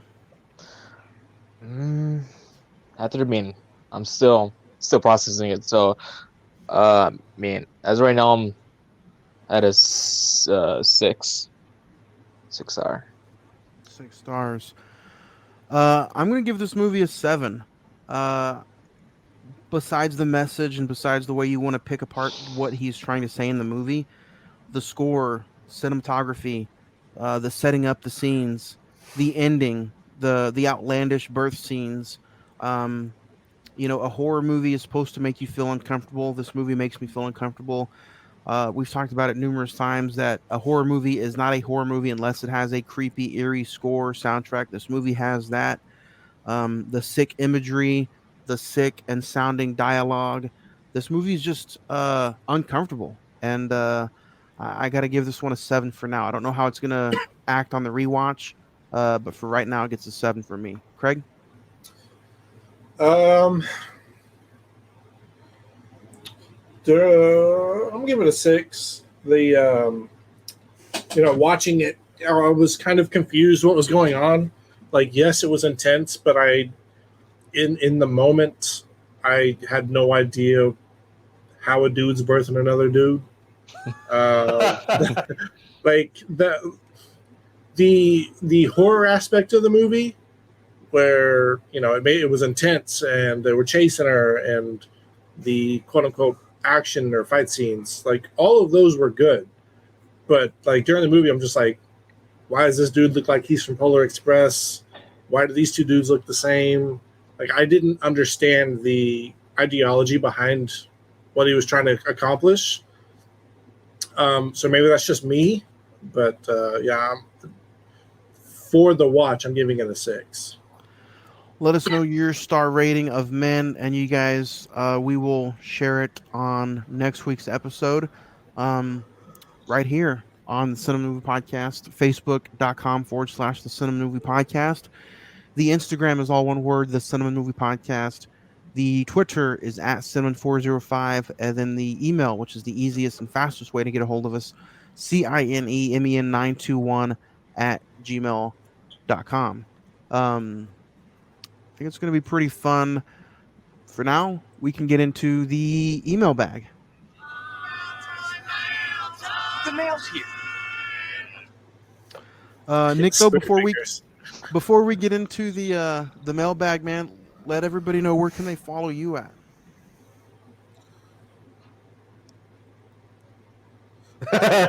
Okay, you can follow me at the 4K Bad Guy. You can check out me on this channel, Emo Small Productions. Follow Wrestling Tacos. Yo, All the Yeah. wrestling content. all the wrestling content and no tacos maybe in the future. They can also hit you up on the Instagram, Yeah.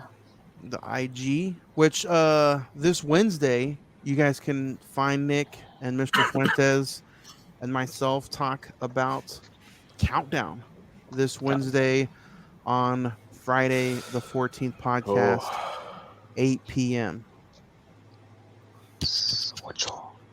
So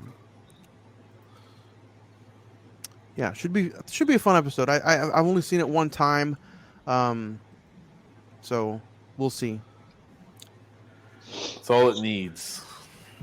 Edward, just because you let your woman pick that over the Joker doesn't mean you need to hate on it every single time. Have you seen it since? No. Yeah. And there's a reason why. I bet you still let her pick movies too, huh? Every now and then. Gabby says Men was disturbing and unsettling. Honestly, when does it cross the line, and can this still be considered art? Oh, That's fair. What do you guys think? Is there a line that can be crossed in film? And Yes. if you had to say, what movie comes to mind about just crossing the line? Human Centipede.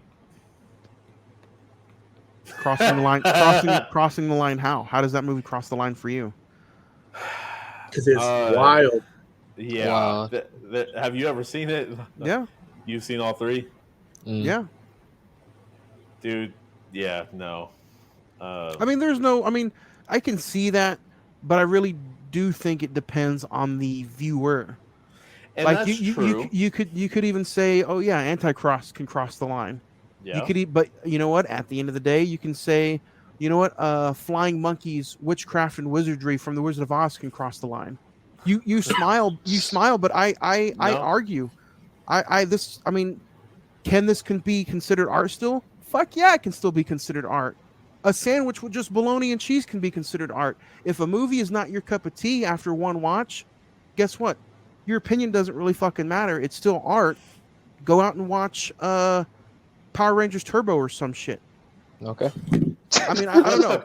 I just kind of feel it kind of just hit me in the feels because yes, a person put their hard-earned money, their sweat, Not their their blood, money. and their sweat, their blood, and their tears into that film. So it doesn't matter what movie it is. The line can be crossed, yes. Well, it's like music. But at the end of the day, it's still considered art. It's like music. But so what is your thought of a line crossed movie? A line crossed movie. Because I mean, don't get me wrong. Anything with Amy It's just- Schumer. The same thing can go with anything on social media. Anything on social media, anything in the mainstream of movies, indie movies, or whatever, can be said the same thing for any of that kind of stuff. Not everything is a diamond in the rough. And just because you think it, sometimes it should not be out there. Sometimes Who's saying keep it something up. is that diamond in the rough? I'm saying that a movie can still be considered art. You're saying that stuff can't be considered art? Correct. How could a movie not be considered art? I mean, don't get me wrong. If you know, That's like you go saying, into oh, what if a songwriter puts together a The 4-sentence song? songwriter. Yeah. What if a songwriter puts together a song? He may think it's shit, but everybody else ends up thinking it's one of the greatest songs shit. ever. So But, I mean, don't get me wrong, at the end of the day, there's that's art. there's several artists out there that put out songs that they think are going to be horrible, and all of a sudden it's one of the top charted songs out there. There's movies out there. I'm not going to want to go and watch, an hour and a half worth of a rape fest, movie. Like, I Spit it's on not Your art, Grave. You know what? That movie can be considered maybe crossing the line, but guess what? Just because it's not your cup of tea, that guess what? But At the end of the day, that's still art. But you're still avoiding my question. What is yours that you consider cross the I line? just said, I Spit on Your Grave. Okay, thank you. I didn't know if that was your answer. or Almost just, 6 or 7 different rape scenes. The only thing you don't see is fucking intercourse in the movie, But even though that's not my cup of tea, and I wouldn't pick that That's the movie to watch ideology again, behind it. it's still art. Arguing that something like that is not art is going to be until you're blue in the face all day. I think until somebody breaks down and puts something like that on screen, I mean, you said the Human Centipede is crossing the line. You don't consider that art? Personally, no. Somebody edited it, somebody put a score together, somebody casted somebody, and Just 'cause somebody you put it up on a effort big into screen. Something does not mean that it is good. I'm Does not not saying mean that that it's it's art. good, but I'm saying that it's still considered art. There's a reason that there is directors and that there are screenwriters. I mean, unless There's you a think reason that we're not in that, and there's a reason they are. unless you think that every bologna sandwich at Subway is art, then that's art. They're supposedly They are called sandwich artists. crafters. Artists. Jared says Artists. Bodies was fun. Definitely wasn't what Jared. I was expecting. But it was original. I give it a 6. If you Was don't it Jared from understand Subway? if you don't understand satire, I don't think you'll like it. That's kind of fair. That's fair. Coco Chris says Under the Silver Lake is underrated and phenomenal. Andrew Garfield kills it. 9 stars. Henry says Bodies was extremely sour, not in a good way, not a good movie. 4 stars. Nick, you got to go see Bodies last week. Oh, You got to go see Bodies in the theater. What how many stars would you give it? how many stars? Oh, if you take off the horror element out of it, I'll give it a 7. Were you in the house board? Huh? Oh, the stars? No, boy. You know, when I went to go see the movie, I was actually the only one there. Oh my god. Oh, shit. I was like, oh, this feels nice. Now, like, if anything went down, like, just be all paranoid. Look to the side. Before I let you continue on, I just want to say, like, you know, we were talking about sandwiches, and then a person named Jared had an email. Jared. Coincidence? We're Jared talking from about Subway? Subway and then Maybe Jared he's from a Subway guy. It's like, Did he I hope he's email not from the jail? Subway. Yeah, hopefully he's not the No. Subway guy. I watch it, you know. That is not art. no. Sarah97 says Men was completely insane, but in a good way. 9 stars. There you go. Sam G69. I completely hated Under the Silver Lake. It was such a waste of time, a waste of Andrew Garfield, and a script gone wrong. 4 stars. Damn. Oof. Rough words. We're sorry. We're sorry. Daniel says the Leprechaun wasn't that bad of a watch. Like Juan says, I think it's a 7. It's a classic. Yeah. I'm getting thrown under the bus. That's a big ass bus that's just running me over. You know what Leprechaun is? I'm still gonna give it out of the 5 butter knives, Nick. I'm still gonna give it a 1. I don't know, man. Ooh. A 1. A 1. I didn't go back and check out the second one yet, but I think I'm gonna try to watch it this week. But you said it's worth a watch, so For a couple of things. couple of breasticles. Wow. Jeffrey says seen Beast this past weekend. Highly recommend it. 8 stars. All right. Beast. Anybody go see it this weekend? No. Idris Elba is putting out movies like nothing. He's got that weird genie looking A24 vibes movie. He's got Beast, and then I think he's got something else coming out before the year's over. So He was just wasn't he just in a film? I Knuckles? think he was. Sonic 2? Okay.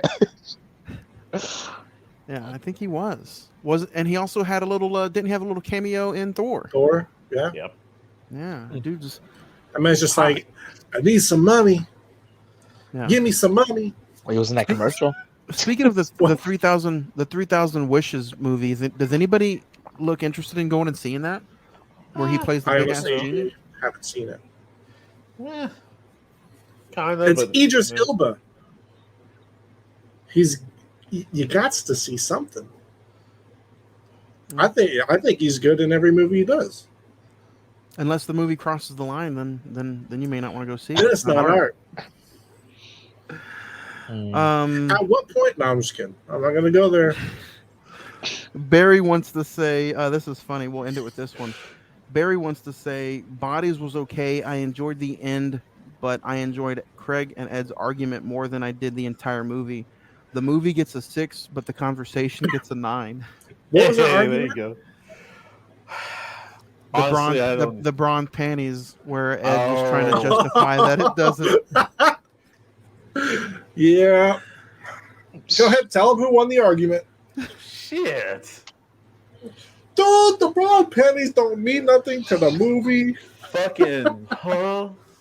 Fucking walking blindly over there. I technically am blind, so You know get canceled. the best part of having the powers that be these is that motherfuckers. I can do this. Oh, Whoa. Back to 3. that's the powers that be. Did he leave? No, Oh, he's still there.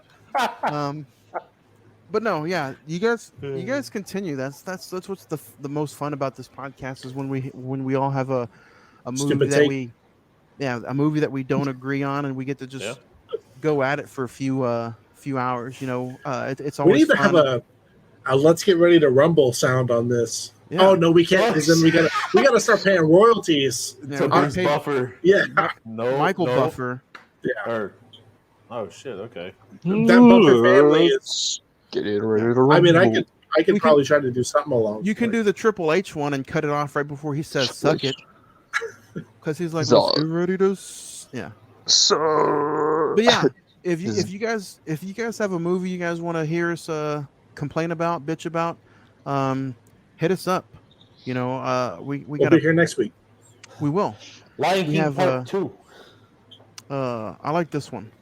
Men is a true story of how babies come out of your tummy. Hey, I do want to say one more thing. With how outlandish this movie was, are you guys surprised that no baby came out of the pee hole? I kind of was looking for that next. You were after looking. the No, I mouth. thought Ed was gonna be like, I was looking forward to that, dude. After the mouth, Oh, it I was was kinda totally like, looking okay. for the PP. I bet y'all were, but you know, I was you if you didn't catch that.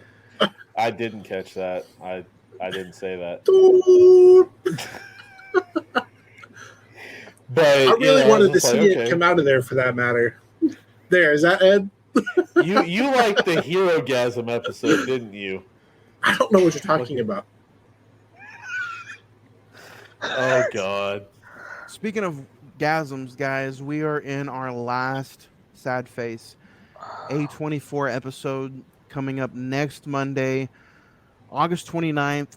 We talk episode 208. We talk X. Is it that time already? It's that time. Next week is our last A24 episode. Mia Goth, Just talked about her. we did. She was in High Life. So check it out next Monday. I think it's going to be a fun episode. It's going to be a fun conversation, and it's another fun horror movie. So, Nick, if you feel like hopping on and joining us for X next week, getting that itch. getting that itch to talk another horror movie. And you know, it doesn't stop there. Monday, September the 5th, we're talking The Black Phone. So I think that's going to be a fun episode to kick off the month of September. And then the 4-year anniversary episode, Monday, September the 12th.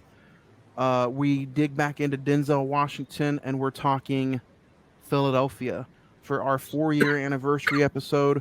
We are also having a special guest on. I'll go ahead and say his name now. I haven't got to talk to you personally yet in person, but I believe his name is Jay Curry. He is a film director from Australia. We will have him live Monday, September the 12th. He has directed the new movie Beat, an Australian film You can go check it out now on Vudu, wherever you buy movies. If you guys want to follow him, just Instagram JYECURRIE,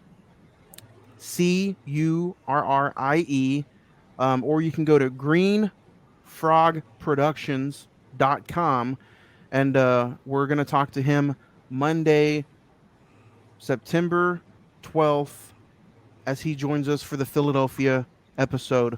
4-year anniversary. We got to talk to a director from Australia, halfway across the world. I think it's going to be fun. So you guys don't want to miss that. And we get to talk Denzel Washington. So how fun is that going to be? Nick, man, before we head out of here, you want to say anything else before we skip a doodle? Skip a doodle. Thanks for having me on. I mean, it's always a pleasure coming in, talking to the men, the Cine-Men, for the men episode. I was kind of hoping to hear a Wangasm. You know what? We only have a few more episodes of A24 left. We have I'm just saving that. We have Men. We have First Cow this Thursday. And then next Monday, we have X. All these A24 that sounded movies. Very struggled. It was wet too. So all these A24 movies. I can't wait. And then you know what, Nick? You can only ejaculate so much, right? August 31st. August 31st. Friday the 14th. UHD. We're talking Tusks. So you're giving me the gift that just keeps on giving, man. You're giving me the gift to just keep talking A24 on somebody else's podcast. And I think that's just extremely thoughtful of you. So I appreciate it. Johnny did that during Bodies. I did. For the episode or the movie? The logo came up on the screen in the theater, and he was like, ugh. That's all I think about when I see A24. And yeah, the theater that baby started crying. The theater was silent. Yeah, you know, I'm surprised. I haven't gotten any negative emails yet about the baby. I think it's coming though. Because everybody understands and agrees. Yeah. Ed, what about you? You have anything else that you want to bring to the table before we go to X next week? Nah, man, looking forward to it. This first time watch for you, right? Yes, sir. Nice. Looking forward to it. Can go ahead and put this one in the ground and let it lay for a while. This is Ed. I'll see you on the silver screen. Craig, anything before we go to X next week? College football starts this Saturday. I know we had kind of talked about it a little bit. I really do think that we should give it a shot. I might lead it. Might do like a Tuesday sports podcast, kind of going over the previous week and maybe some thoughts on the week, the next week's action. So we'll talk about that a little bit more. Maybe we can get that going, not next Tuesday, but the Tuesday after. So maybe just give it a trial run. Anything you're excited about going? And this is going to be your second view of X, though, right? Yeah, I'm going to rewatch it. I'm excited to see Mia Goff. I don't want to say it because it's a spoiler, but yeah, I'm excited to see certain parts of the movie. Should be interesting. Don't forget, join us next week as A24 month comes to an end.